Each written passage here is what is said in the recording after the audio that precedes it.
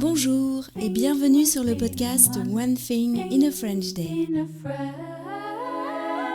Aujourd'hui, mercredi 1er mai 2024, cet épisode, le numéro 2362, s'intitule « Une aventure à Saint-Ouen, deuxième partie ». J'espère que vous allez bien et que vous êtes de bonne humeur. Je m'appelle Laetitia, je suis française, j'habite près de Paris et je vous raconte au travers de ce podcast un petit bout de ma journée. Vous pouvez vous abonner pour recevoir le transcript, le texte du podcast sur onethinginafrenchday.com.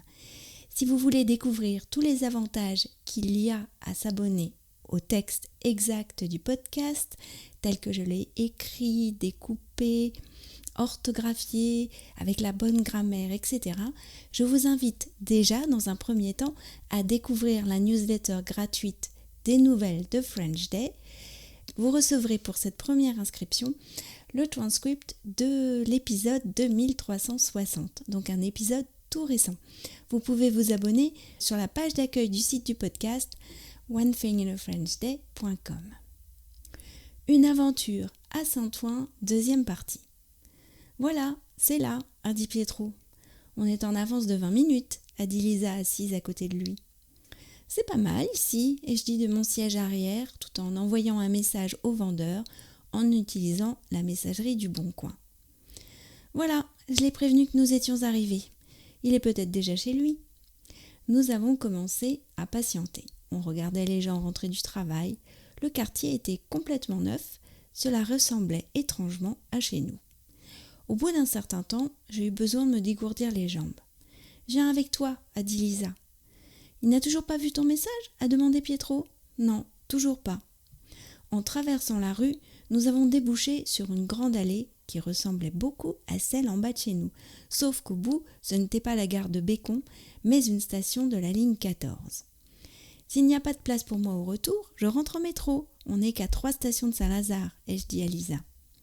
Finalement, au bout d'une heure, le vendeur n'avait toujours pas vu mon message. L'heure du rendez-vous était largement dépassée. Nous avions faim, on a décidé de rentrer. J'étais déçue et en colère. Je maugrais qu'il le garde son canapé.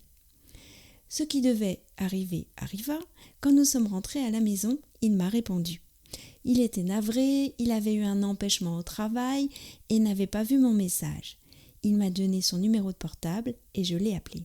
« Dis-lui qu'on peut venir après le dîner » m'a soufflé Pietro. Nous y sommes retournés après le dîner. Ce n'était qu'à 20 minutes en voiture. Lisa était à nouveau de la partie. Elle n'aurait pas perdu une miette de cette aventure. Le vendeur était un monsieur d'origine marocaine dont j'ai adoré le style avec ses Converse et sa veste façon bleu de travail. Il était tout gentil et le canapé était en très bon état. Il semblait neuf. Je me suis assise et j'ai été conquise.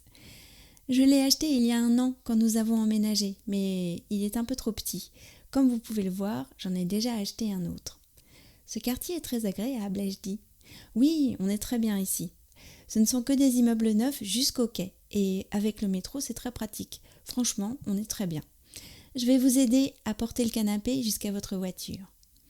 C'est ainsi que j'ai enfin eu mon canapé Habitat. Il n'est pas blanc à bouclettes, mais gris clair. La couleur de ses pieds se marie très bien avec notre parquet. Il n'a ni tache ni odeur et nous a coûté 135 €. Sa valeur neuve, 1 400 €. C'est ce qu'on appelle une très bonne affaire. J'ai aussi découvert un quartier que je ne connaissais pas du tout et que j'ai bien envie d'aller explorer. N'est-ce pas le propre de Paris, d'être une ville où flâner ? One Thing in a French Day, podcast écrit sur le nouveau canapé, c'est fini pour aujourd'hui.